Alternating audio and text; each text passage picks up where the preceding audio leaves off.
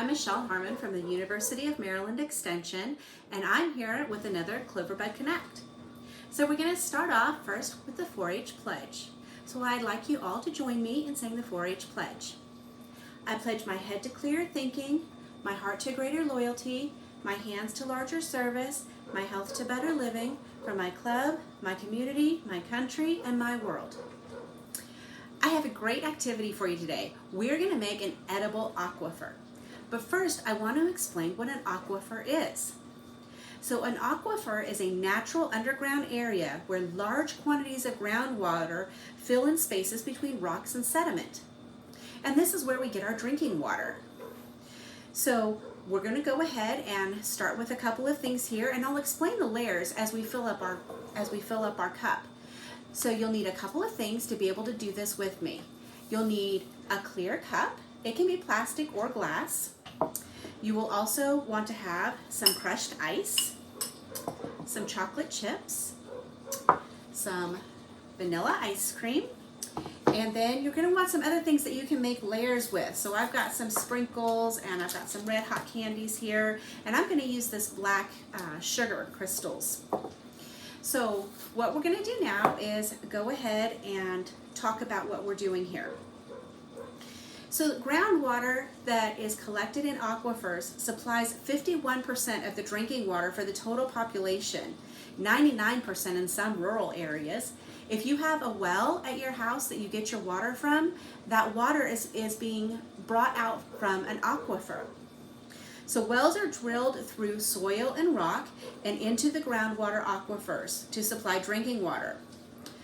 But unfortunately, that groundwater can be contaminated if you are using chemicals improperly or disposing of them improperly, such as fertilizers or household chemicals. And these chemicals can percolate down through the layers and get into your aquifer and into your drinking water. So unfortunately, this contamination can pose a really significant risk to human health. So as we're doing this, we're going to go ahead and look at how contaminants get into that groundwater also. So here's the fun part now. We're going to put together our aquifer. So we're going to start with a layer of crushed ice on the bottom. Oh, I forgot to say we need some Sprite or some kind of a clear liquid here too, and you're also going to want a straw. Okay, so I've got my layer of crushed ice down here. So this, and then we're going to put some chocolate chips on top of that.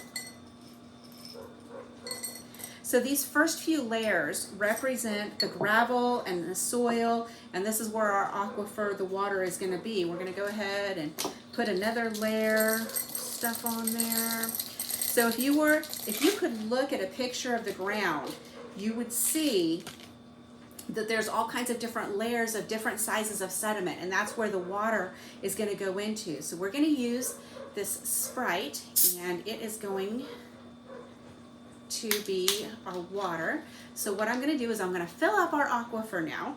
So I'm going to pour this just until it gets to the top of our red hot candies there.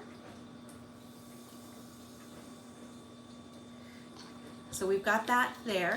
Now we're going to do our confining layer. So the confining layer is the layer that sits right on top of the aquifer, and it's usually a much thicker layer. Maybe it's made out of clay or sand, and that's going to prevent some of the other things from permeating down. So for that, I'm going to use some vanilla ice cream, and I want to make a layer of that here on top of my water that's down in my aquifer. So we want to have, now we want this layer to kind of, it's pushing my stuff up in there, but we want it to kind of close that gap in there. Okay, so I've got my confining layer there now. Now I'm going to go ahead and I'm going to put another layer of the crushed ice. And this is another layer of like gravel or soil that would be on top of the confining layer. So if you were to dig down in your yard you might, after you get past the top layer of soil, you might come to another layer of rocks or something like that. So we've got that layer there now. So now I'm going to put some sprinkles on top. So this is going to represent the soil. I don't know if I can, oh, here we go. Okay, so I'm going to use these black sugar crystals, and they're going to represent the soil on top. Okay, so I've got those, and then maybe we can have a few flower sprinkles here on top of our soil. Okay. So you see, we've got our aquifer is down here. Now, unfortunately, I wasn't thinking, and using the red hot candies makes my my water red down there, but that's okay. So our aquifer fills up to about right here. And then we've got our confining layer, which is the ice cream. And then we've got up here our topsoil. Now, if there are contaminants or something like that, let's say you've got some oil that has spilled, or some fertilizer that hasn't been disposed of properly. So we're going to use this blue food coloring. I've got lots of colors going on here, so we'll see how this works. We're going to use some blue food coloring, and I'm going to put a few drops around here. So that's on my soil, right? Now, when it rains, that's going to cause stuff on the surface to get washed down into our aquifer. So let's see if we can see what happens when it rains. Just put a little bit more on here.